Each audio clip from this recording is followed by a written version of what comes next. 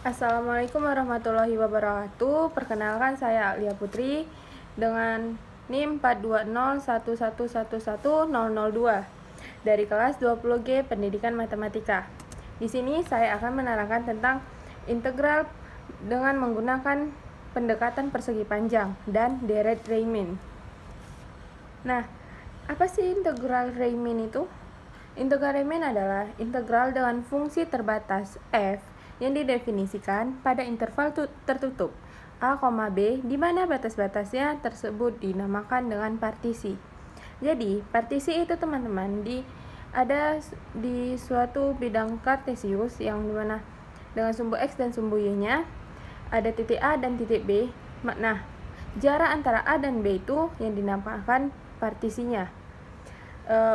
Untuk mengingatkan, biasanya integral digunakan untuk mencari luas daerah yang dibatasi oleh kurva atau mencari volume apabila kurva tersebut dikelilingi oleh sumbu-sumbunya. Nah, sebelum kita masuk ke integralnya, di sini kita akan membahas partisinya yang tadi jarak A sampai B-nya. Maka partisi itu sekumpulan titik-titik yang berada di antara A sampai B. Nah, kita ambil indeks di sini, di mana A sebagai x0 dan xn sebagai B, di mana n ini adalah titik yang terakhir kalinya di bidang kartesiusnya nanti. Kalau diambil dari garis bilangan, di sini kan ada x0 nih. X0-nya ini menjadi A-nya. Dan di sini karena sampai x6, maka x6 inilah yang B-nya. Nah, terus ada jarak x3 sampai x4 ini ada subselang namanya. Subselang ini masing-masing boleh panjangnya masing-masing boleh berbeda-beda. Jadi tidak harus sama panjang gitu antara x1 ke x2 atau x2 ke x3-nya. Nah, kita ambil sedikit notasi yaitu P dengan norm dari P. Notasi P ini adalah subselang terpanjangnya. Seperti di sini kan x1 nih ke x2 ini yang paling panjang. Maka delta x2 ini lah subselangnya, subselang terpanjangnya. Nah, kita masuk ke jumlah Riemann. Jumlah Riemann ini yang tadi partisi A, B dengan indeks yang masih sama kita pakai di mana A sebagai x0 dan x6-nya sebagai B-nya. Nah, ini ada kurva y sama dengan fx. Jadi, yang ujungnya ini kita terserah mau ambil dari ujung kanan atau ujung kirinya, terserah. Di sini saya ambil dari ujung kirinya ini. Inilah yang dinamakan titik partisinya. Pertengahan dari x0 sampai x1 ini, inilah yang dinamakan titik sampel. Jadi, nah dari titik sampel ini kita ambil sebuah garis di pertengahannya. Ini, nah nanti ini akan membentuk persegi panjang. Maka nanti kita mencari luasnya untuk integral itunya nanti dari pendekatan persegi panjang seperti judul kita tadi. Nah, dengan delta xi sama dengan xi dikurang xi kurang 1. Itu contohnya seperti ini. Misalnya ini ada x, untuk mencari delta x1, maka kita pakai x1 dikurang x0-nya. Kan tadi 1 kurang 1 sama dengan 0, maka dipakai x0-nya. Nah, untuk jumlah Riemann sendiri, jumlah Riemann atau RP sama dengan total luas persegi panjang atas dikurang total luas persegi panjang bawah. Nah, untuk yang bawah ini nanti ini karena di bawah nanti ada P dikali minus L. Kan luasnya panjang kali lebar. Kalau untuk penulisan geometrisnya itu nanti RP sama dengan F bar x1 dikali delta x1 ditambah fx2 dikali delta x2 sampai berapa banyak partisi-partisinya ini, berapa banyak persegi-persegi panjangnya. Di sini kan karena ada 6, maka nanti dia sampai fx6 kali delta x6. Maka dapat dituliskan dengan RP sama dengan sigma 6 I sama dengan 1 fxi dikali delta xi. Nah, sekarang kita masuk ke integralan. Perhatikan gambar berikut. Apa sih yang terjadi? Tadi kita ini pakai 5 partisi nih, gambar yang pertama. Jika partisinya semakin banyak, apa yang terjadi?